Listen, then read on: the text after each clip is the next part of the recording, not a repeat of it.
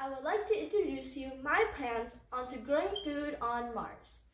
The solution I propose is what I call the sustainable food production.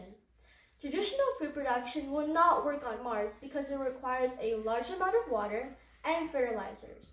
It also requires a large outdoor land. All of those are not possible in an environment such as Mars.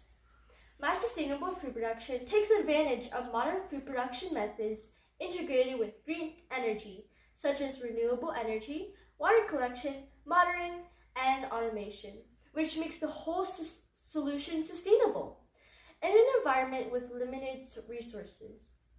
On this table, on the background, you can see that my sustainable food production includes different technologies so I can produce different plants in different stages of development. This is important because having different methods will show us to invest on more of those that are giving return at a specific time. I'm going to provide you in the next minutes a description of my prototypes. The photos you can see here are photos of real implementation that I made to prove it is possible to do it, and we can get real plants being produced. The first prototype is the hydroponics, used for larger plants such as tomatoes, broccoli, cucumbers, and others. It does not require soil as I use an inert substrate which enables us to use the Martian soil. The plant is fed by water and fertilizers that run on a closed cycle, so it does not waste any water and does not result into any chemical runoffs. It uses solar power to run the water pump between the water and the fertilizer container and the plant container. In my case, I also had web cameras to monitor the growth. Water is an important component. In this case, I created a water collection system based on the Peltier device. This is a technology that will not work on Mars, but we need to consider taking advantage of the water frozen in the polar caps of the planet. The next prototype is the microgreens and sprouting, which requires a minimum amount of water that produces a large quantity of food with plants at an early stages of development. The next prototype is the aquaponics that takes advantage of the symbiotic relationship of fishes and plants. Without the use of fertilizers, I added several technologies into this prototype such as solar panels for energy, water level sensor, webcams for monitoring, and smart fish feeder to enable a remote management.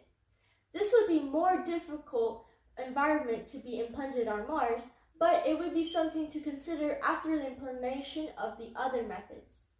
This next prototype is the one that I consider very important for the colonization of Mars. This is the production of fungi, which results in mushrooms.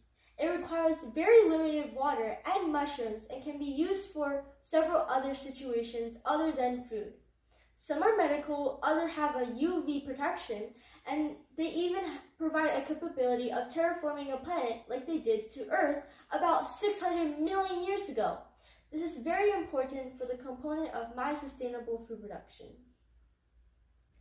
In summary, the methods I introduced here are important for us to consider when colonizing other worlds, because you just sent the essence of life, which are seeds or spores and fertilizers, and that you use the water and soil that is already available in Mars.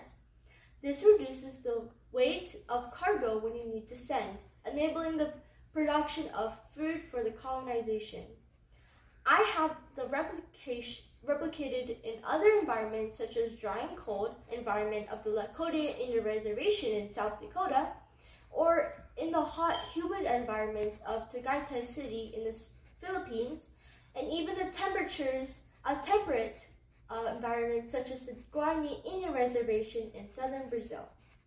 I continue researching and producing more results such as the hydroponics method where I'm testing in the Philippines with the students with special needs of Tagaytay City Special Education Center. My experience will even go to space if I'm accepted in the program sponsored by NASA. I'm waiting for their confirmation right now. Sustainable food production, solving world insecurity at home and in other worlds. Thank you so much for listening.